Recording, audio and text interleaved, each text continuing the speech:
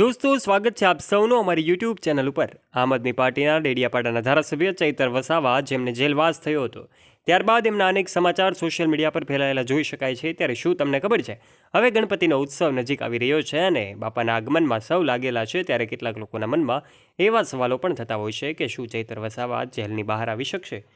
હા, તમામ સવાલો વિશે તમને જણાવવા મળશે આજે કે શું છે હકીકત અને શું છે અપડેટેડ માહિતી। કારણ કે ગણપતિનો ઉત્સવ સમગ્ર ગુજરાતમાં ખૂબ ધૂમધામથી ઉજવવામાં આવે છે, પરંતુ હવે ચૈતર વસાવાને લઈને સમાચાર છે। આજના વિડીયોમાં તમને સ્પષ્ટપણે ખબર પડી જશે, માટે વિડીયોમાં આગળ વધીએ તે પહેલાં આપ અમારી યુટ્યુબ ચેનલ ઉપર પહેલીવાર આવ્યા છો અને વાલા દોસ્તો, હજુ સુધી આપે અમારી આ ચેનલને સબસ્ક્રાઇબ નથી કરી તો આજે જ નીચે રહેલું બેલ આઇકન દબાવીને સબસ્ક્રાઇબ કરી લેજો અમારી યુટ્યુબ ચેનલને, જેનાથી આવા ને આવા વિડીયોઝ અમે તમારા માટે લાવતા રહીએ। સૌથી પહેલાં વાત કરી દઈએ કે ગણેશ ચતુર્થીનો તહેવાર સમગ્ર ગુજરાતમાં ખૂબ ધૂમધામથી ઉજવવામાં આવે છે। ખાસ કરીને ગુજરાત સહિત અલગ અલગ જગ્યાએ તમામ રાજ્યોમાં આ ઉજવાતો તહેવાર છે। ત્યારે ચૈતર વસાવા જે છે આજે જેલની અંદર છે। 5 જુલાઈના રોજ એમની ધરપકડ કરવામાં આવી હતી। ત્યારે લોકોના મનમાં એવા સવાલો થઈ રહ્યા છે કે હવે શું થશે એમનું। ત્યારે આજના વિડીયોમાં તમને એ પણ ખબર પડી જશે કે હવે ચૈતર વસાવાને અંગે ક્યારે નિર્ણય આવશે, ક્યારે જેલની બહાર આવી શકશે।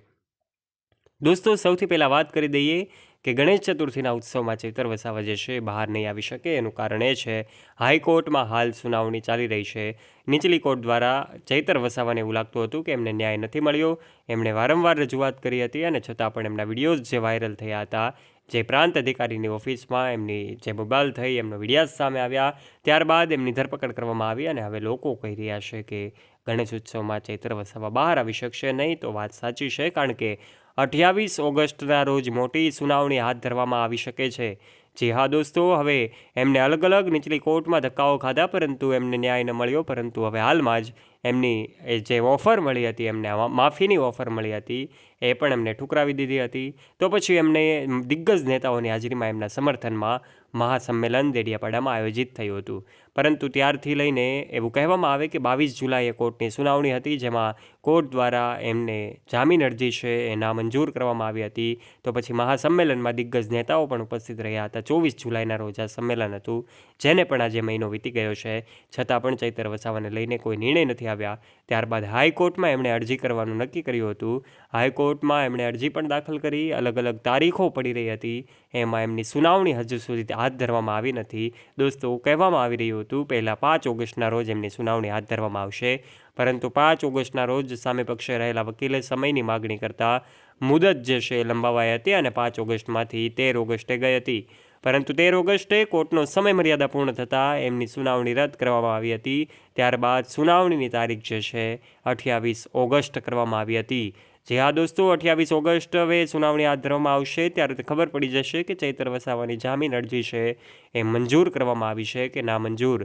ત્યાં સુધી સૌ લોકો, એમના ચાહક મિત્રો, એમના જે કાંઈ પણ સમર્થકો છે, આમ આદમી પાર્ટીના કાર્યકર્તાઓ છે, તથા તમામ એમના જે સમાજના લોકો છે, તમામ લોકોમાં ભારે રોષનો માહોલ હતો, ચિંતાનો માહોલ હતો। એવા સમયે સૌ લોકો અનુમાન લગાવી રહ્યા હતા કે હવે 28 ઓગસ્ટે ચૈતર વસાવા જેલની બહાર આવશે। પરંતુ હવે જાણવું રહ્યું 28 ઓગસ્ટે જ્યારે હાઈકોર્ટમાં સુનાવણી થશે, ત્યારે ખબર પડી જશે કે ચૈતર વસાવાની જામીન અરજી મંજૂર કરવામાં આવી છે કે ના મંજૂર। એ પહેલાં દોસ્તો, આપ આવી ઘટના વિશે શું કહેવા માગો છો? આપના વિચારો નીચે કમેન્ટ બોક્સમાં કમેન્ટ કરીને આપ અવશ્ય જણાવજો। અને જો વાલા દોસ્તો, તમને આ વિડીયો પસંદ આવ્યો હોય તો વિડીયોને લાઇક કરજો, તમારા ફ્રેન્ડ્સ સાથે ગ્રુપમાં આ વિડીયોને શેર કરવાનું ના ભૂલતા। અને હા, આવા ને આવા રસપ્રદ અને રોચક વિડીયોઝ નિહાળવા માટે તમે આવા જ વિડીયોઝ માટે નીચે રહેલું બેલ આઇકન દબાવીને સબસ્ક્રાઇબ કરી લેજો અમારી યુટ્યુબ ચેનલને। ધન્યવાદ।